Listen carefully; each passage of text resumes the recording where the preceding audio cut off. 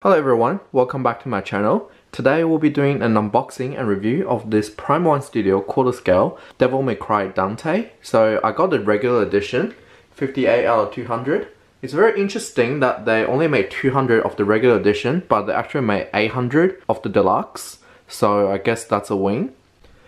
This is the look of the art box, just Dante and his come here hand gesture.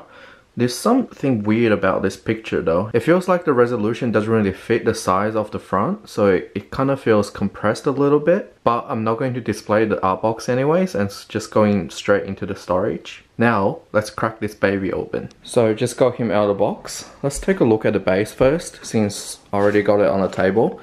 So it looks like to be a crumbled building slash rocky base, and it's got this really nasty looking monster on it. It's got slashed by half. You can see the brain by Dante. I don't really know who this monster is since I haven't played the game. My only complaint, it looks fantastic, so my only complaint is the teeth. It doesn't look so real. It looks like it's been stick on, but apart from that, it's a pretty nice looking base. So I just put the extra parts of the base together. You have the wing here, and you have two claws of the monster, and of course you got two bars that's attached to the back.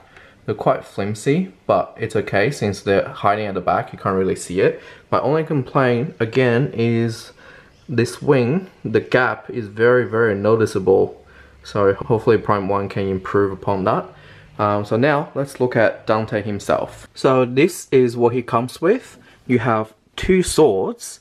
They're the same sword. You can see skeleton and open mouth skeleton on the back. So basically they're for two different poses.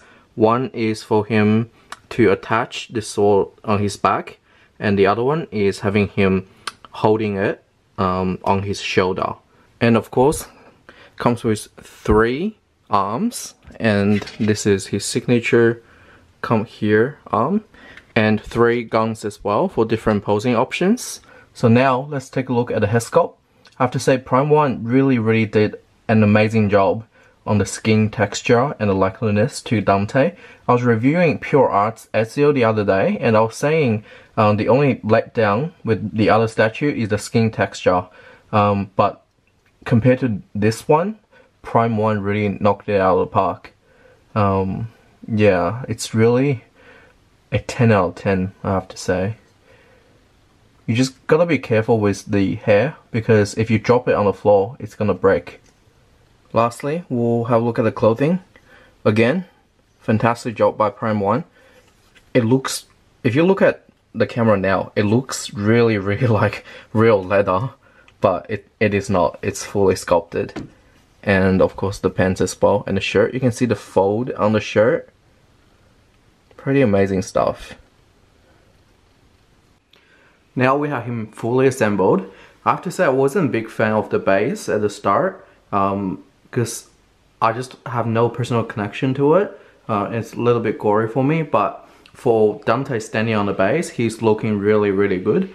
The good thing about Prime 1 is that they always have a lot of posing options with different switch out. So let's go through different switch out now. So currently we have him holding 2 handguns and the sword attached to his back. And now let's see what other posing options he has. That was pretty simple. So basically I just switch out his handgun with this shotgun. I think I prefer the handgun more because the shotgun's really sticking out and he just doesn't look as balanced as he was looking before. And of course we have his signature hand gesture. For me, this one looks equally good, or maybe this one looks better than the 2 handguns. Not too sure. See what you guys think. Actually, I think I prefer this pose more. Okay, so now let's do the sword switch out. So now we have him holding the sword over his back. It just adds a lot of presence to the statue because it makes it looks taller, looks larger with the added height to the sword. And yeah, I think I prefer this look over the sword attached to his back because it makes him look more, I don't know, in a way more chilled and more powerful. And this is the last look we'll be going through today. So instead of the hand gesture, we switched it out with the handgun. And I think the hand gesture looks better on him, especially with this pose.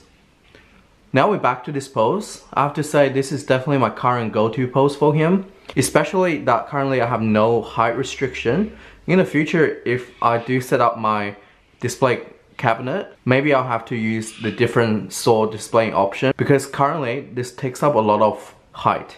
And I measured, the statue currently is around 75 centimeters tall. So a lot of cabinet will not allow me to display like this. Depends how I go with setting up my cabinet, hopefully later this year.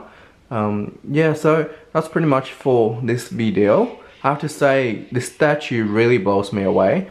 I thought the Assassin's Creed Ezio statue was my favorite statue so far this year, but this one came in, and yeah, I think this one definitely is my favorite statue now. Thanks guys for watching my video. If you liked the video, please give me a like and subscribe, and I'll see you guys in my next video.